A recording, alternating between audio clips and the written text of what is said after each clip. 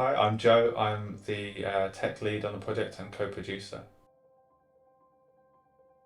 And I'm Fergus, I'm the model maker and the other co-producer.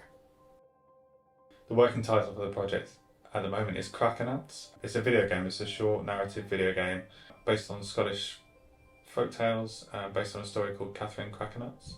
Yeah, we come into this with the fairy tale as a start point, and we know that we want to make a narrative game.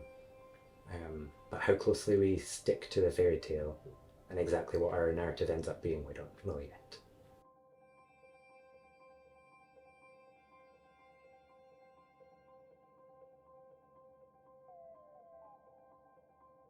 I've been getting quite interested in what you could do with low budget in terms of game making. Recently, there's been a bit of an explosion in some of the tech that you can use there, stuff that you can run on a phone that you can you don't need a big budget for, and I sort of really thought this was an interesting avenue to explore in terms of like bringing other people into video games, into making it, who might not normally be able to get into it.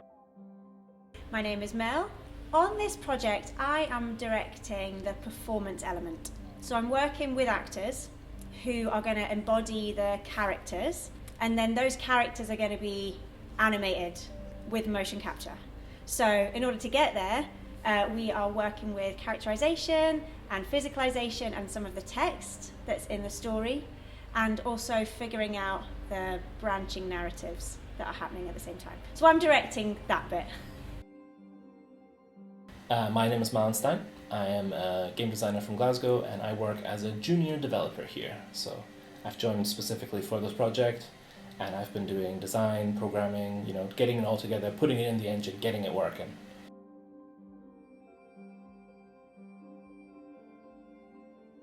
So we're making a game, but we're using sculpted models of characters and of sets, and we're motion capturing performances from actors.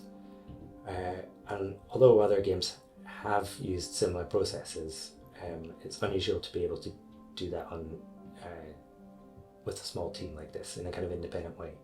So the main thing that we're sort of working with is this motion capture data that we're getting from the actors, which is essentially just a bunch of numbers that tell the game how the characters move by the rotation of their joints, essentially. So when the actors wave their hands around, it tracks exactly at each joint how the rotations of their joints are changing, stuff like that. And then that gets put into the game and applied to the characters that we have here to have them moving in similar ways, despite the fact that they're completely different in terms of proportions from our real actors.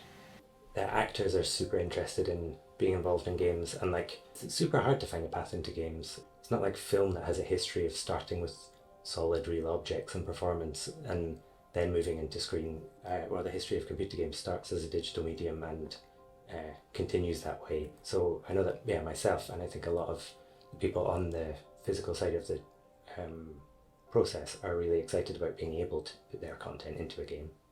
It feels quite innovative, and that is really exciting, but innovation often means that you don't know what you're doing at first. It's really exciting to have both the video game world and the theatre performance world devising at the same time.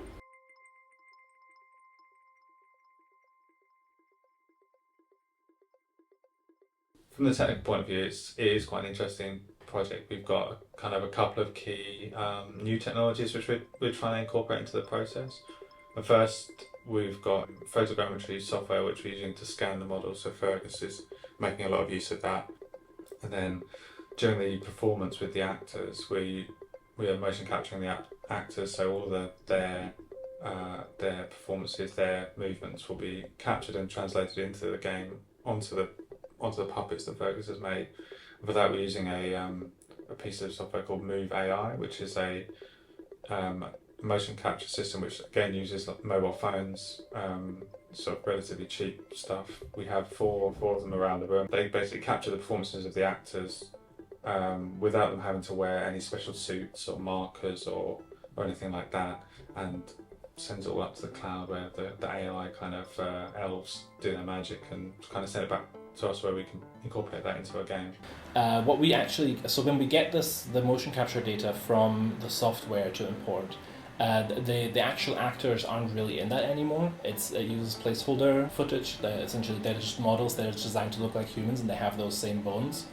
And that's really like, when you think of this motion capture data, you have to kind of stop thinking about like an entire human. It's not really capturing like the entire human. It's capturing like very specific joints and how they move. Scene 4, A13. Scene 4, A13. Scene 4, A13. And you're free to move. From my side, the end results will end up looking a bit like a stop motion animated film, but they'll have taken about 1.5 years less than that would have, and the budget's completely different, and the resources that you need in order to do it are so different. So bits and pieces of this process could be used in lots of different ways. The technologies are just really exciting for people from a lot of different backgrounds, I think.